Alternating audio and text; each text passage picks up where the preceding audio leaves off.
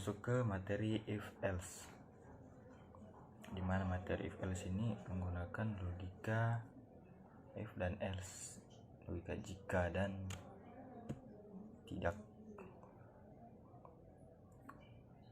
Pada dasarnya untuk materi if else juga tetap menggunakan bilangan aritmetik atau value-value yang ada pada saya sama dengan, lebih besar sama dengan, dan tidak sama dengan, dan lain sebagainya. If else bisa dilihat pada contoh seperti jika A sama dengan, kita misalnya di sini 2 dan B sama dengan 3. Lalu masukkan rumus if sama if, misalnya if itu if A lebih besar, lebih kecil dari B. 2. Penggunaan titik 2 ini biasanya dipakai di bahasa pemrograman lain itu diganti pakai buka kurung kurawal, namun di bahasa Python diganti pakai titik 2.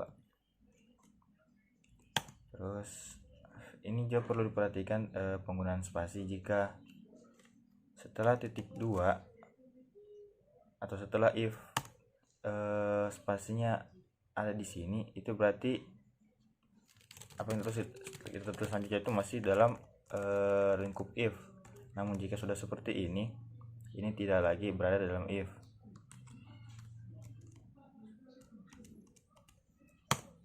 Ntar kita print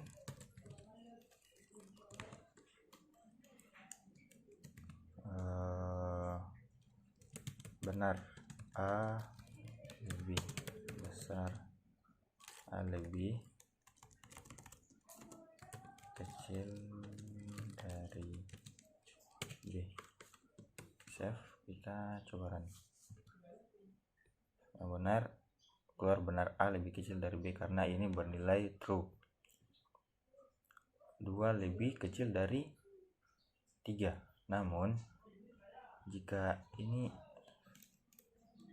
kita rubah,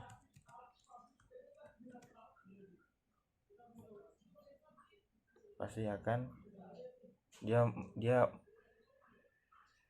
membutuhkan if else, dia di sini artinya error karena tidak benar atau false.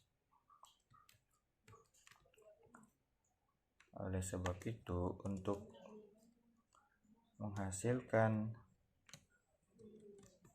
nilai itu bisa keluar, kita di sini sudah diminta menggunakan rumus if else. Maka kita akan gunakan rumus if else.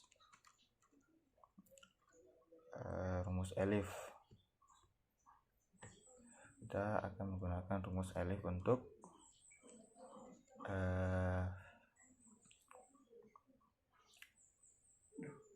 bisa mengeluarkan perintah atau turunan jika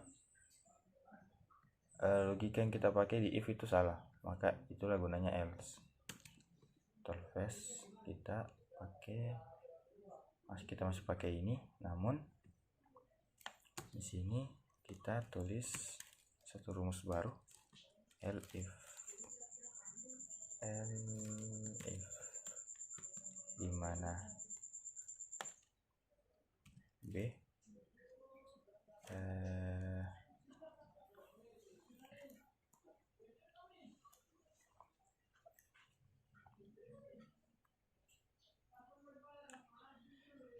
di mana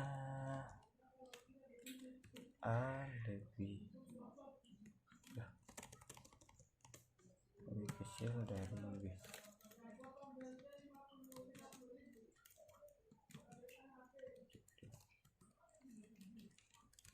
Print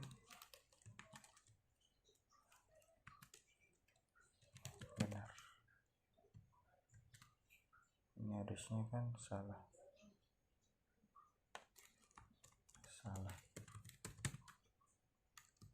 Oke, kita coba run. Yang keluar benar karena yang bernilai true dari